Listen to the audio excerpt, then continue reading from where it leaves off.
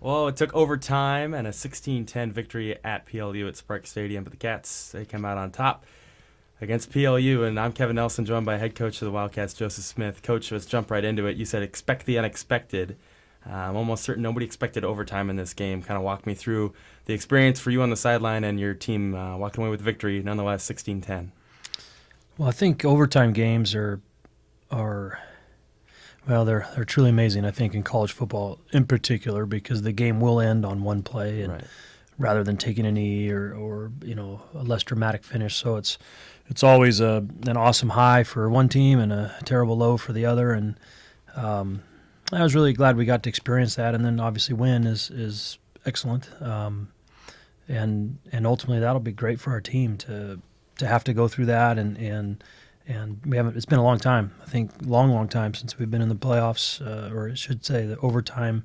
Thinking Wartburg maybe was the last one that I remember being in, and of course some great Southern Oregon ones before that, but long time ago. Chittimam Nonley doesn't get to 100 yards, so the streak of 100 yards in consecutive games ends. But he did get to 84. A lot of that came in the second half. He gets the game-winning touchdown, sure, but what changed for him late in the game, especially in overtime where he got most of his yards? Well, I think our offense did better in the second half in terms of we're able to be a little more balanced and found a few blocking combinations that were a little bit more successful and I think that's probably what started to happen. It felt like we found some rhythm finally, and we're able to be a little more effective overall. So I think that goes hand in hand with his running. Chris Cassie gets the block on the field goal, a huge frame, big wide receiver, big kid right in the middle of that. He gets the block field goal in overtime where PLU was trying to take the lead. What was that like on the sideline, shifting a little bit of momentum? I'm sure you know that you're going to have momentum playing defense first in overtime with those college rules, but now you only need 3 points. What was that like? That was, it's pivotal. It's monumental, however you want to say it. Just gives you a huge lift. Going into overtime, I guess really probably, I'm not sure how much time was in the game, maybe 5 minutes. I'm not sure exactly when I realized, okay, we got the ball pinned deep. We're probably looking at overtime, just in terms of probability. And we'll play it safe and be a little conservative. We've got a awesome defense. We've got a great kicking game.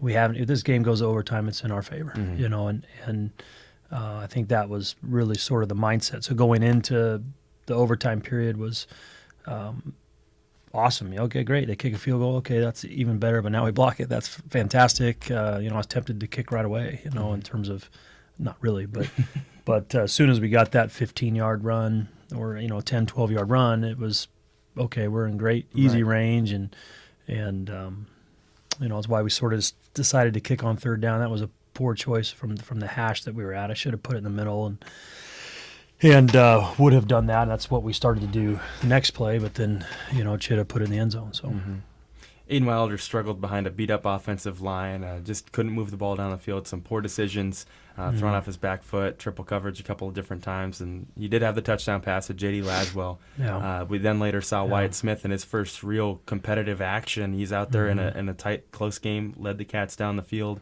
ended in 3 points on that one drive where he was really throwing the ball well. Looking forward, your quarterback kind of carousel now has Wilder, Smith, and Fowler kind of all in combined. What's kind of the project moving forward, I guess? Well, I think, it's been a process all year long, and we'll just kind of go day by day and see what quarterback gives us the best chance to be successful. I think all three can do it. Unfortunately for Aiden, there was just a lot of things that went wrong. It wasn't, certainly just his fault by any means. He's a good, capable quarterback and made some very good plays, got us out of some bad situations running, made a great throw. So, we can do things with Aiden, certainly, and we just have to block better, and we've got to have a better scheme. We had breakdowns in the perimeter blocking, we had breakdowns on the interior blocking, and the end result is you're punting. So, and I thought Wyatt came in and made some good throws and did some good things and can do better there too. So, it's still a ever-changing scenario. Right. Kyle Davis in his first start. Duke Mackel goes down with the injury last week. We saw that. And he comes in and leads the team in tackles with 10. How big of a statement is that to your depth in the secondary and kind of how you guys continue to grow great players in the secondary? He comes out of nowhere, really has the best game of his career in his first start. I think very, very, very proud of him. He, young man that we had a lot of hope for.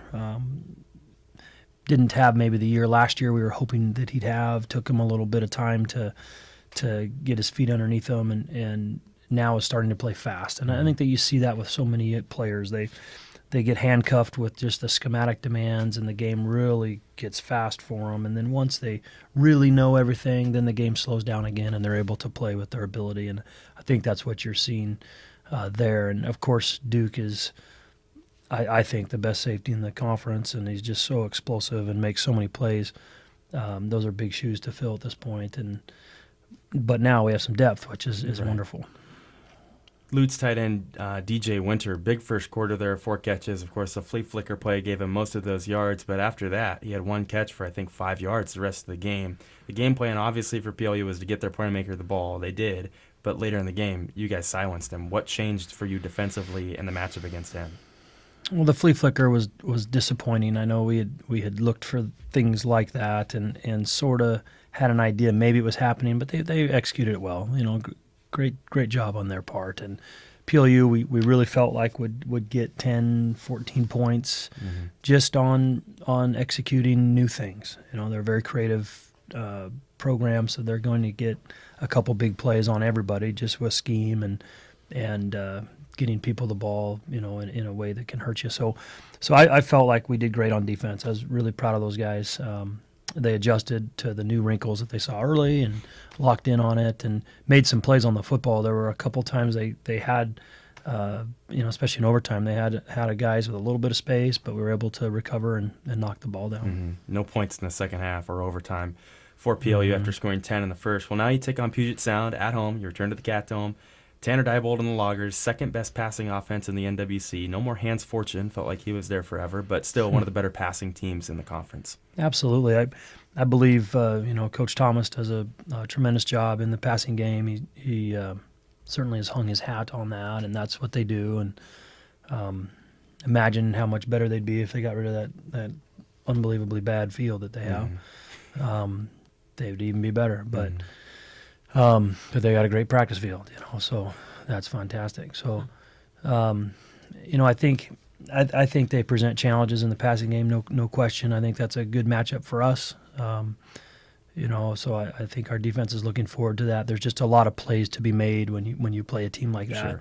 There's sacks, there's big plays, there's picks, there's turnovers, and I'm sure we'll give up some yardage, of course, because they're quite talented. But it does give our defense a chance to make plays, and they enjoy that. So it'll be a fun matchup. The Cats get the Loggers this Saturday at the Cat Dome, 1 p.m. kickoff time. Fans get there early, get the rally towel that you missed out on last week because of the rain.